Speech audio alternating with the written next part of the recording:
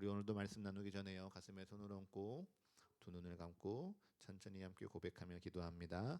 주님께서 나를 부르십니다. 주님께서 나를 부르사 내게 말씀하십니다. 그 말씀에 능력이 있습니다. 그 말씀에 생명이 있습니다. 그의 말씀은 듣는 만큼 변화합니다. 말씀을 듣는 만큼 순종합니다. 이제 그 말씀 앞에 내가 섭니다. 이제 주의 말씀에 나의 마음을 열겠습니다. 주님 내게 말씀하여 주옵소서. 주님 우리로 듣게 하여 주옵소서. 아멘. 사순절 넷째 주일입니다. 요즘 돌아다니다 보면요 나무에 이제 새싹이 트고요 꽃봉오리가 이제 조금씩 움을 트는 것 같습니다. 봄이 오는 소식을 알리고 있죠. 또 마라톤이 시작된 걸 보면요 우리에게 진짜 봄이 시작된 것 같습니다. 오늘 오시느라 너무 수고 많으셨습니다. 앞으로 몇 번이나 더 이런 교통 정체가 느껴질지 모르겠지만 이 어려움을 뚫고 오신 여러분에게 주님께서 오늘 충만한 은혜로 임하여 주시기를 축복합니다. 자, 오늘 말씀 같이 보도록 하겠습니다. 자, 오늘 성서일가는요 시편 23편으로 시작됩니다. 그리고 오늘 우리가 주목하여 볼 말씀도요 시편 23편입니다. 여러분 성경 가운데 시편 23편을 한번 펴시고요. 제가 읽어드리는 말씀을 다시 한번 천천히 한번 들어보십시오. 제가 시편 23편을 다시 한번 봉독하겠습니다. 여호와는 나의 목자시니 내게 부족함이 없으리로다. 그가 나를 푸른 풀밭에 누이시며 쉴만한 물가로 인도하시는도다. 그가 내 영혼을 소생시키시고 자기 이름을 위하여 의의 길로 인도하시는도다. 내가 사망의 음침한 골짜기로 다닐지라도 해를 두려워하지 않을 것은 주께서 나와 함께 하심이라. 주의 지팡이와 막대기가 나를 안위하시나이다. 주께서 내 원수의 목전에서 내게 상을 차려주시고 기름을 내 머리에 부으셨으니 내 잔이 넘치나이다. 내 평생에 선하심과 인자하심이 반드시 나를 따르리니 내가 여호와의 집에 영원히 살리로다. 아멘. 여러분 시편 23편은요 여러 찬양 사역자들이 자기의 예배로 고백할 만큼 매우 아름다운 시편입니다. 푸른 풀밭, 쉴만한 물가, 내 거처를 인도하시는 목자 되신 여호와와 그의 지팡이, 내게 차려진 상과 나의 머리에 부어지는 이 기름과 같은 이미지들은요 시편 23편이 매우 평화롭고 아무 염려 없는 목가적인 풍경을 떠올리게 합니다. 그런데 오늘 시편은 분명 여호와는 나의 목자시니 내게 부족함이 없으리로다라고 찬양하고 있는데 여러분 우리의 삶을 돌아보면 어떻습니까? 우리의 삶에도 정말 부족함이 하나도 없고 모든 것이 충만하고 완전한 상태입니까? 그렇게 따지고 보면요 우리의 삶은 늘 부족합니다. 돈이 부족하고요. 내 건강이 부족합니다. 내가 아는 것이 부족하고요. 내 경험이 부족합니다. 사람들이 나를 인정해 주는 것도 부족하고요. 내가 받고 있는 사랑도 부족하다고 나는 느낍니다. 그러면 우리는 묻지요. 사람들은 왜 이렇게 매번 부족한 삶을 살고 있을까요? 여호와께서 나의 목자가 아니시니 우리는 부족할 수밖에 없는 걸까요? 아니죠. 우리 2주 전에 함께 나눴잖아요. 여호와께서 나를 이처럼 사랑하사 나의 목자가 되어주신다고 약속하셨습니다. 그러면 지난주 말씀처럼 우리의 인생에 반석에서 물이 터져나오고 만나와 메추라기가 우리를 먹이는 기적이 없기 때문에 우리는 부족한 것일까요? 만약 기적이 우리에게 일어나면 우리도 시편 23편 1절의 이 찬양처럼 여호와께서 나의 목자시니 내게 부족함이 없으리로다 찬양할 수 있을까요? 혹시 여러분에게 이런 의문이 있다면요. 그 의문을 가지고 오늘 본문 가운데 진짜 기적을 경험한 맹인을 잘 주목해서 보도록 하겠습니다. 자, 시편 23편 덮지는 마시고요. 요한복음 9장을 잠깐 살펴보도록 하겠습니다.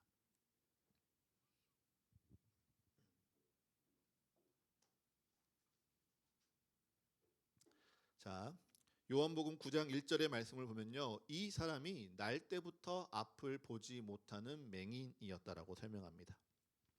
날 때부터 앞을 보지 못했는데요. 이 사람은요, 다른 사람들에게 도움을 받거나 보호를 받지 못한 채 지금 길거리에 앉아서 구걸을 하고 있습니다.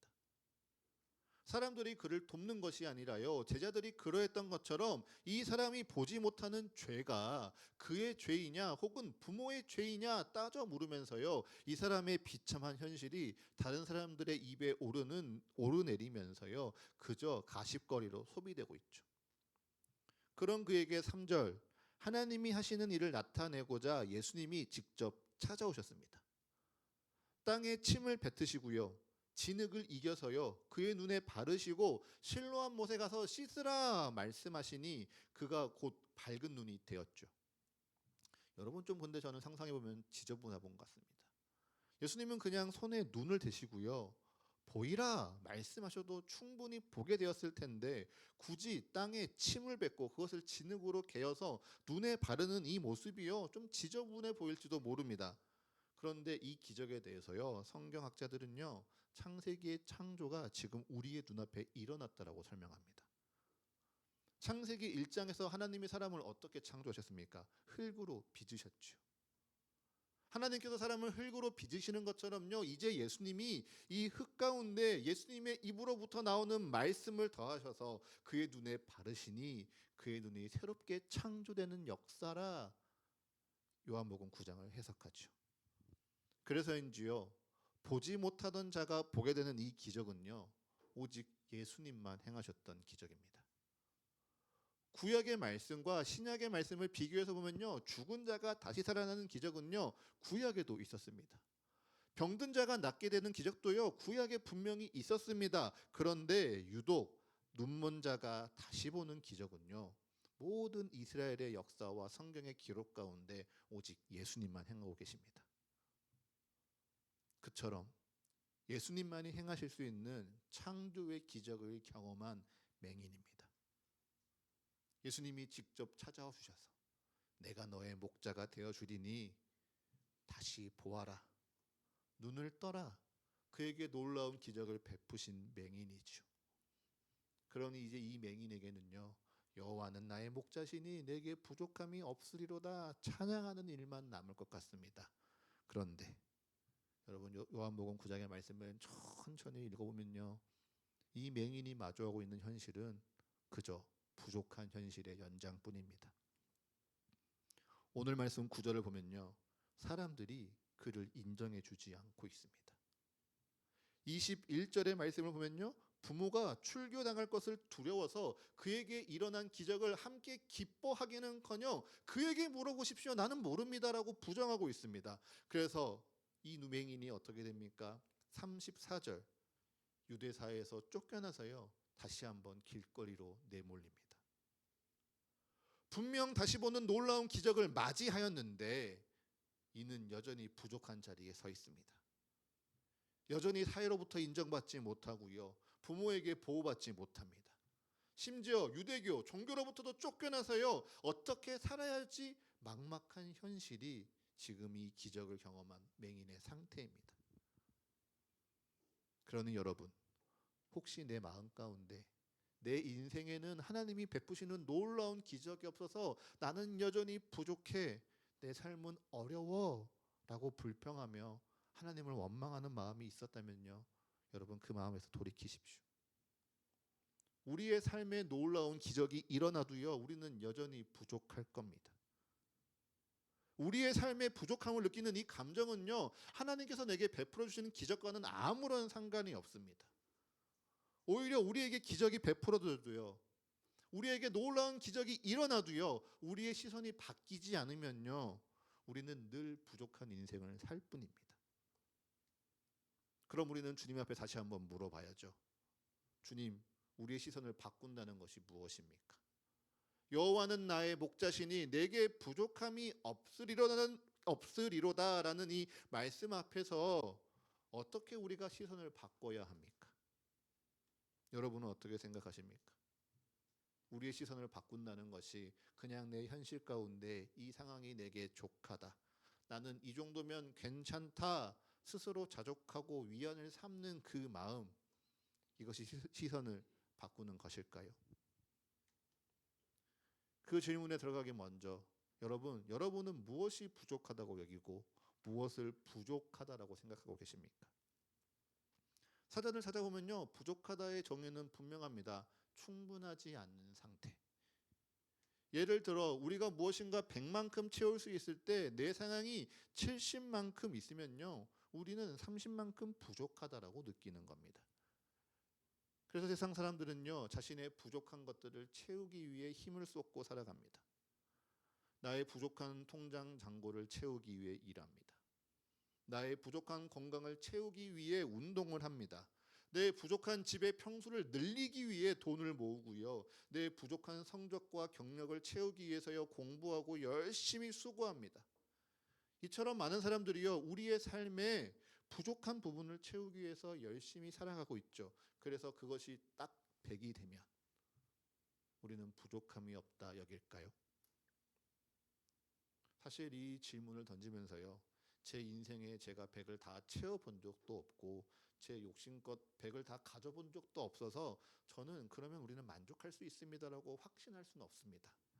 다만 성경은요, 우리가 100을 다 가져도 너는 여전히 부족하다 여길 거라 이야기합니다. 어디에서요?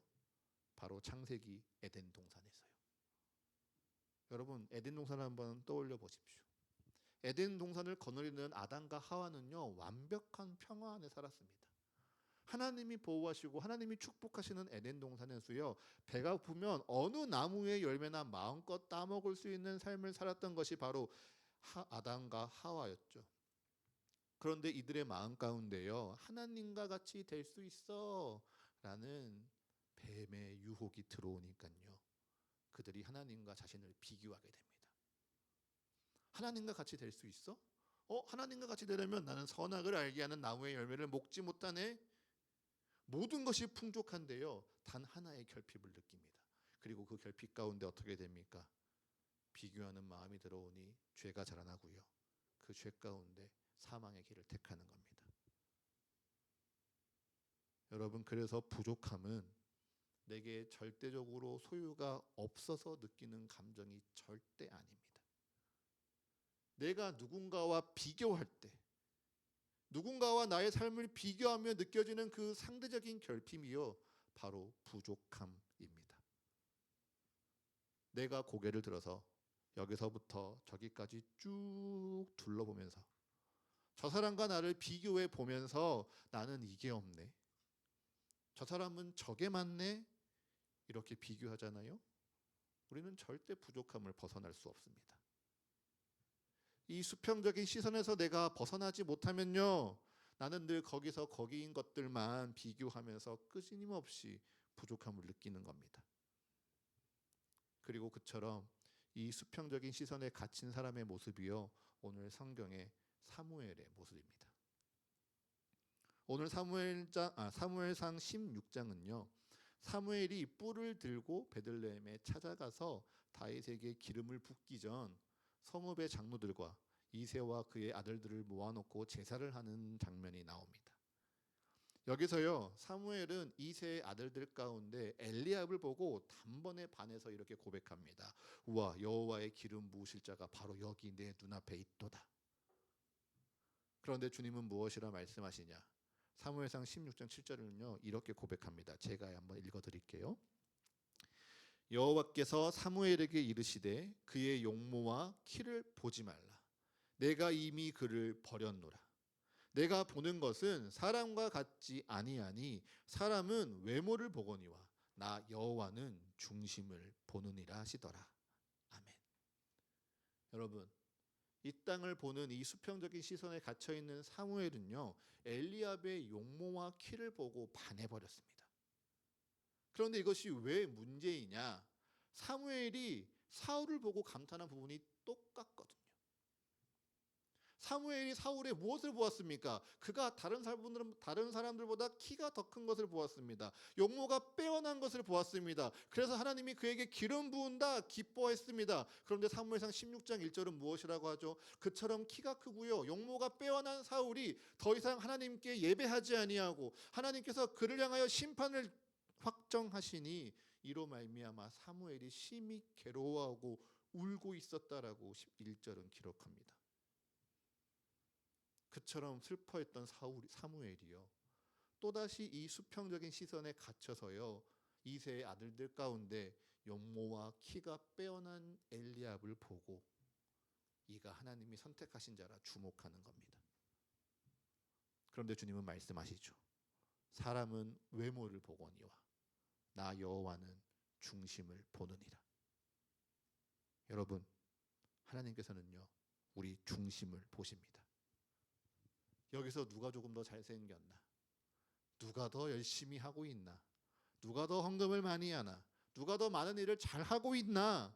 우리가 생각하는 이 수평적인 시선에 갇혀서 우리를 바라보시는 것이 아니라요 우리 사람의 중심을 보고 계십니다. 그러면 이 중심이 무엇이죠? 착하고 선하고 도덕적인 마음일까요? 아니요. 하나님이 주목하시는 중심은요 어떤 상황에도 곁눈질하지 않고 비교하지 않고 오직 하나님을 향하여 고정하는 나의 시선입니다. 여러분, 세상은 자꾸 나의 곁을 둘러보면서요 저 사람은 저만큼 살고 나는 이렇게 사는데 나는 이것이 없네, 저 사람은 저게 많네, 비교하고 나의 부끄러움을 느끼게 할지도 모릅니다. 그러면서 자꾸 우리의 외모를 가꾸게 하고요 우리의 보여지는 모습에 주목하게 할지도 모르죠. 하지만 하나님은요 그러한 우리의 외모를 보시는 게 아니고요 우리의 중심을 보십니다. 곁눈질하면서 내 옆에 사람은 어떠한지 그에 비교해서 나의 삶은 어떠한지 자만하거나 결핍을 느끼는 나의 마음이 아니고요 어떠한 상황 속에서도 하나님을 바라보고 있는 나의 시선, 그 중심을 바라보고 계십니다.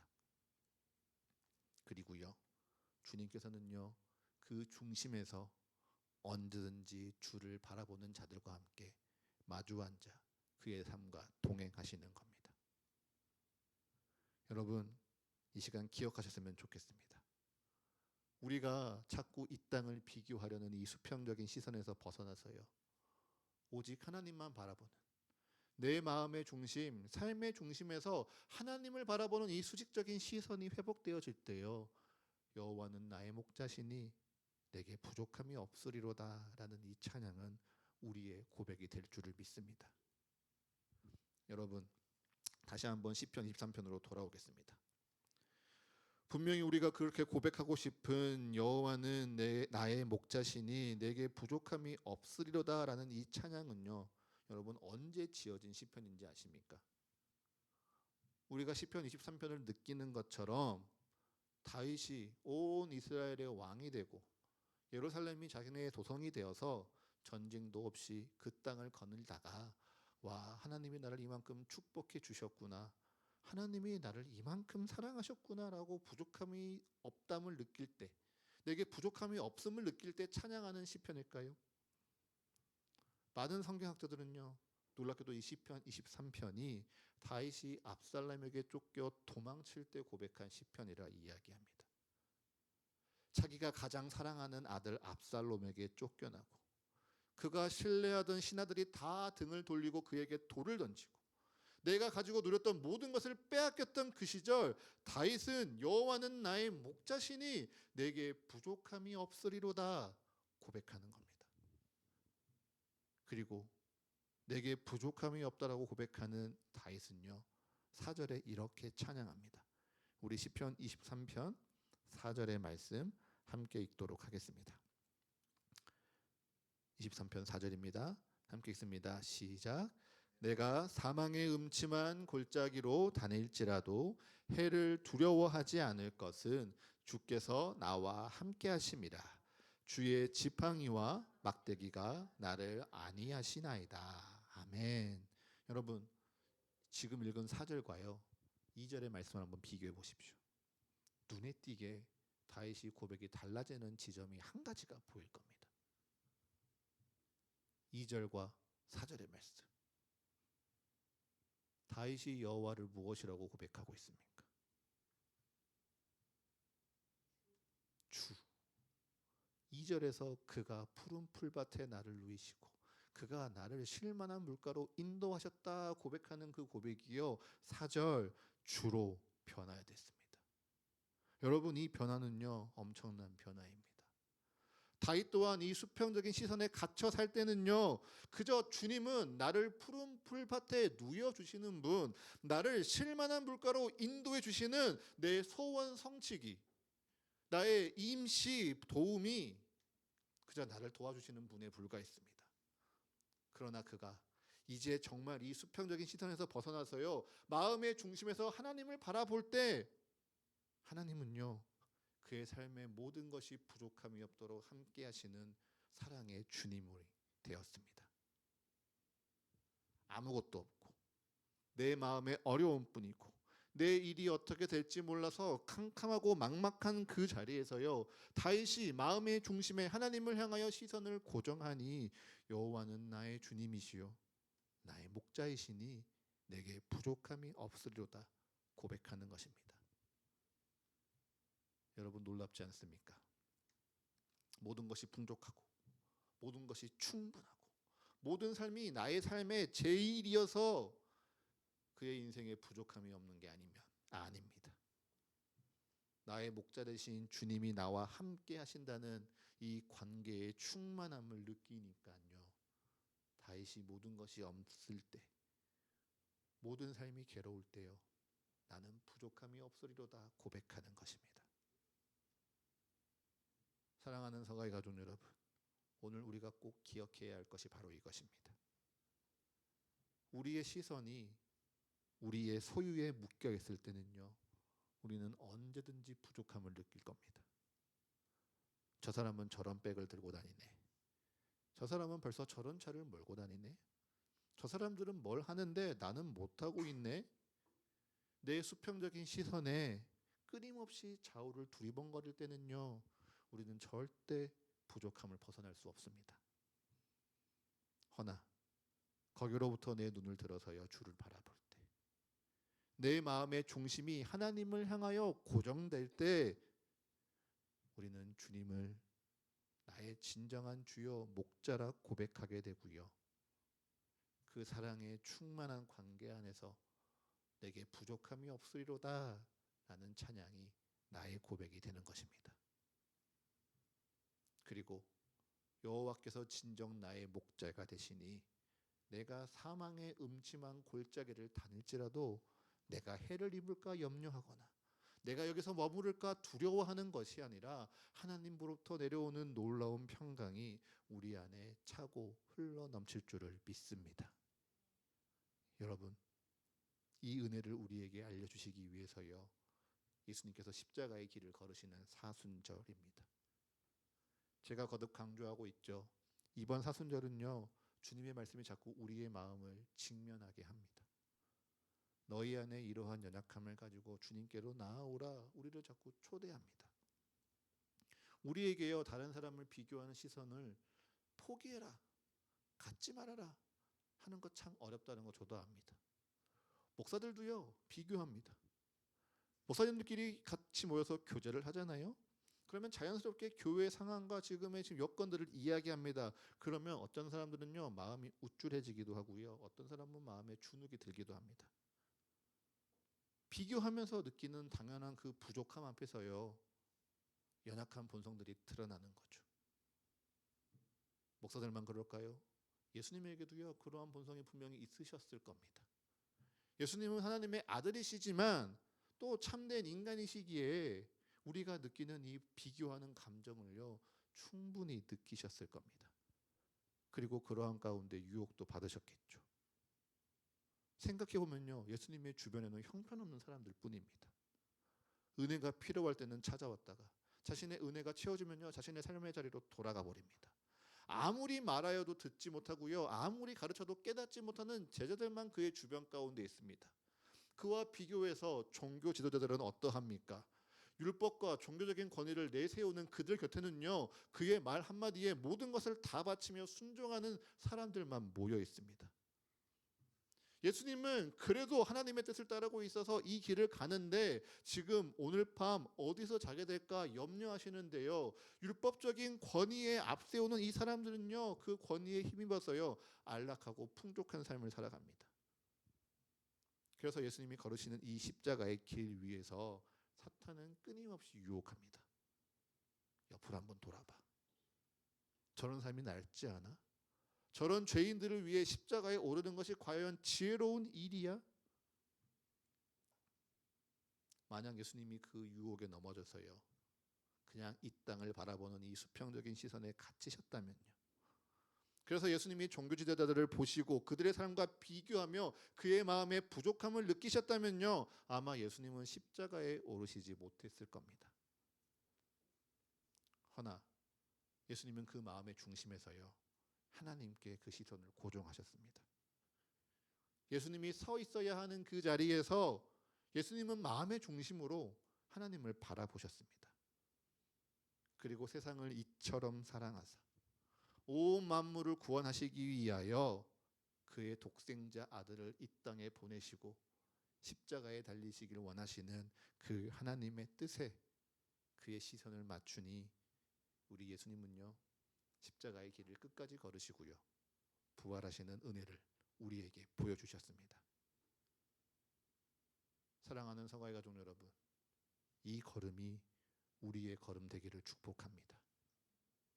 내 마음의 중심에서 나의 눈을 들어 하나님을 향하는 예수님의 이 시선이요, 우리의 시선 되기를 축복합니다. 정말 나의 시선이 이 땅에서 벗어나서요, 주님을 바라볼 때 우리는 주님이 나의 목자 되심을 진정으로 고백하게 되고요, 주님이 나의 목자 되시니 내게 부족함이 없으리로다라는 이 찬양의 은혜와 축복이 나의 축복 되는 줄을 믿습니다. 여러분 꼭 기억하십시오. 내가 부족한 것이 없고 모든 것이 다 잘 되고 내가 건강이 좋고 재산이 풍족해서 내가 축복받은 게 절대 아닙니다. 여러분, 제가 배우는 것은요, 우리의 풍족한 재산, 건강한 우리의 모습은요, 은사입니다. 하나님의 일을 더 잘 섬기라고, 하나님의 뜻대로 살아가라고 우리에게 주시는 은사이지, 여러분, 축복 아닙니다.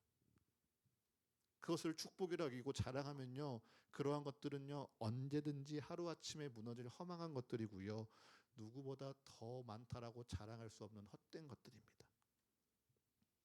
여러분, 우리에게 진짜 축복은 주님께서 나의 목자 되심입니다. 나를 이처럼 사랑하시는 주님께서 나와 늘 함께 동행하시며 나를 안위하심입니다.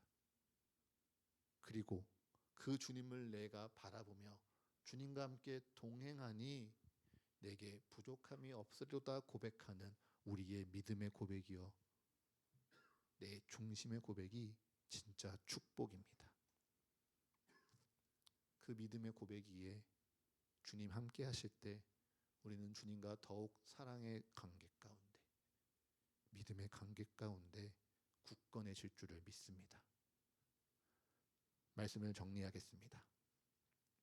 오늘 우리는요, 내 삶의 부족함은 내게 기적이 없기 때문이 아니라 돌아보았습니다. 여러분 인정하십시오. 내 삶에 자꾸 부족한 것은, 내가 자꾸 부족함을 느끼는 것은 주님이 내게 기적을 베풀어 주시지 않기 때문이 아닙니다.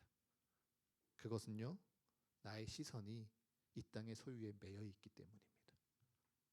나의 시선이 우리 주님을 향하여 바라보는 것이 아니라 나의 시선이 이 땅에 매여 있을 때 우리는 끊임없이 부족함을 느낀다는 것을 기억하십시오. 대신 우리가 눈을 들어서요, 내 마음의 중심에 계신 하나님, 나와 늘 함께 하시는 우리 주님에게 나의 눈을 들어 주님을 바라볼 때요, 우리는 주님께서 나의 목자 되신 그 은혜를 누릴 것이고요, 주님께서 내게 베푸시는 부족함이 없는 놀라운 믿음의 축복을 누리게 될 줄을 믿습니다. 여러분, 그 주님께서요, 여러분이 사망의 음침한 골짜기를 다닐지라도 여러분을 보호하실 겁니다. 여러분의 삶이 나의 계획과 다르고 지금 나의 상황이 나의 뜻과 다를지라도 주님께서 그 지팡이와 막대기로 나를 지키시며 나의 삶을 안위하실 것입니다. 그 주님과 동행하는 사랑하는 사과의 모든 가족 여러분 되시기를 축복합니다. 그래서 진정 여호와가 나의 목자이시니 내게 부족함이 없으리로다 라는 이 기쁨의 찬송이 나의 찬송이요 우리의 찬송이요 우리 교회에 고백되는 거룩한 이 한 주 되시기를 간절히 축복합니다. 우리 이 시간 이 말씀을 기억하시며 함께 찬양하며 나아가겠습니다.